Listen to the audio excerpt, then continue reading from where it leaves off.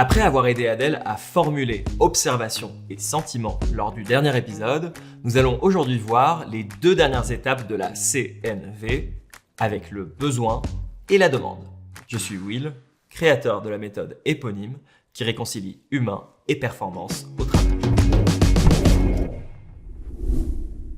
Je récapitule les 2 premières étapes de ton message à Stéphane. D'abord, l'observation.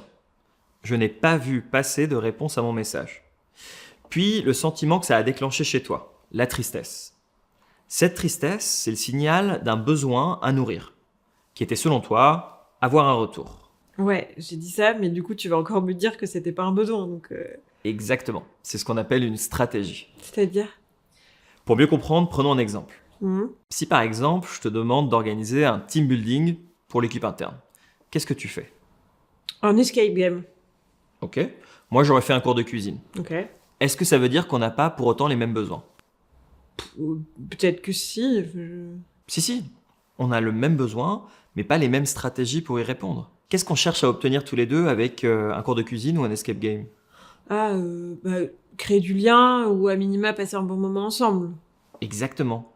Donc on a le même besoin de connexion, mais on a des stratégies différentes pour y répondre.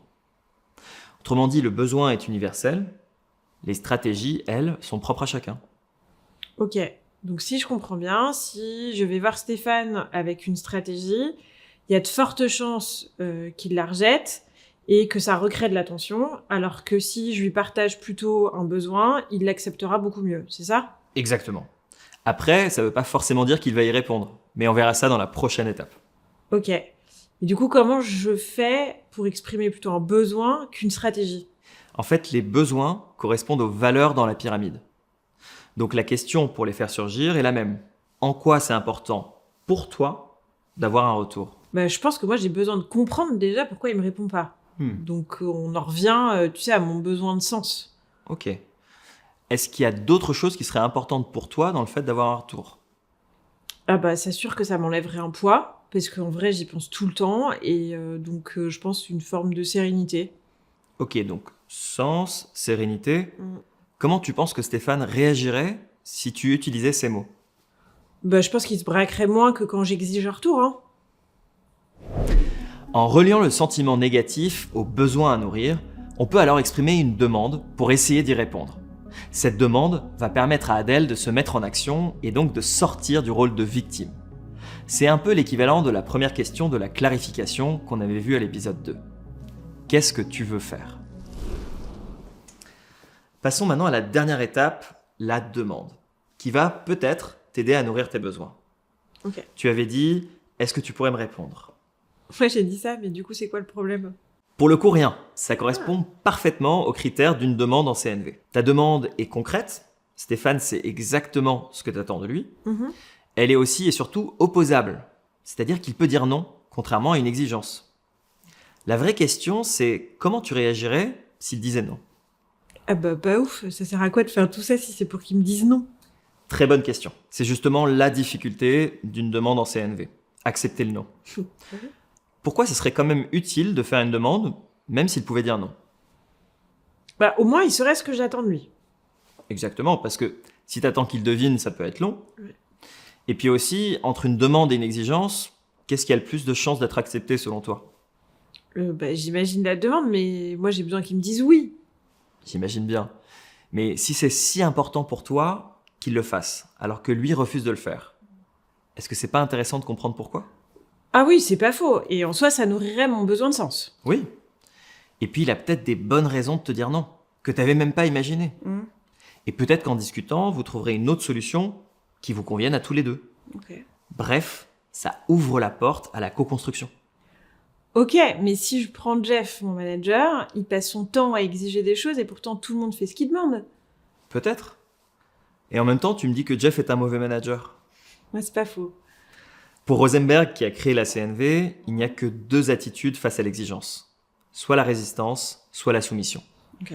La soumission donne l'impression que l'exigence fonctionne. Mais à quel prix ? 93% des salariés sont désengagés aujourd'hui. Ok, donc pour toi, un manager, il peut pas exiger. Si, bien sûr. Il doit même le faire en cas de danger ou d'urgence. Ok. Mais dans ce cas-là, il n'a pas besoin d'utiliser la CNV. Moi, ce que je dis, c'est que dans la majorité des cas, co-créer une solution qui convienne à tous plutôt que d'imposer la sienne, c'est plus efficace. Surtout que t'es pas à l'abri qu'elle soit bien meilleure. D'accord, mais comment je co-crée avec Stéphane si lui, il est pas d'accord? Tu peux déjà lui demander ce qu'il propose lui. C'est vrai que je lui ai jamais demandé. Tu vois? Bon, pour conclure, je te propose de récapituler tout ce qu'on a vu en une phrase. Observation, sentiment, besoin, demande. Ok.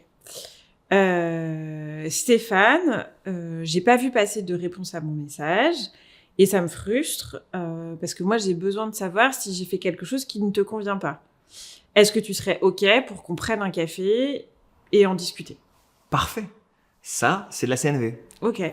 T'en penses quoi? Bah, en soi, oui, je me dis qu'il y a plus de chances qu'il réagisse positivement plutôt que tous les reproches que je lui ai fait depuis le début. Mais en soi, dans la vraie vie, on fait comment? Parce que là, on a quand même passé beaucoup de temps juste sur un exemple. Et face à lui, je vais pas lui dire attends, bouge pas, je reviens, je vais faire ma CNV. Enfin...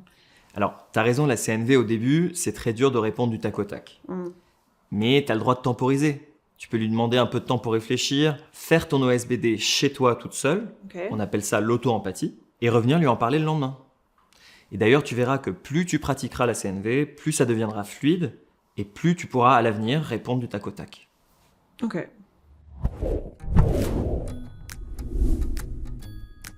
En tant que manager, vous pourriez vous interroger sur la pertinence de faire des demandes CNV. Avez-vous vraiment envie de laisser la possibilité à vos collaborateurs de vous dire non? Est-ce que ça ne remet pas en cause votre crédibilité ou votre légitimité de manager? Mais réfléchissez aussi aux avantages de savoir qu'un collaborateur n'a pas envie d'exécuter la tâche que vous lui demandez. Peut-être qu'il pourrait vous proposer une autre solution, tout aussi pertinente, voire plus pertinente, mais qui le motive vraiment. Et tout le monde serait gagnant.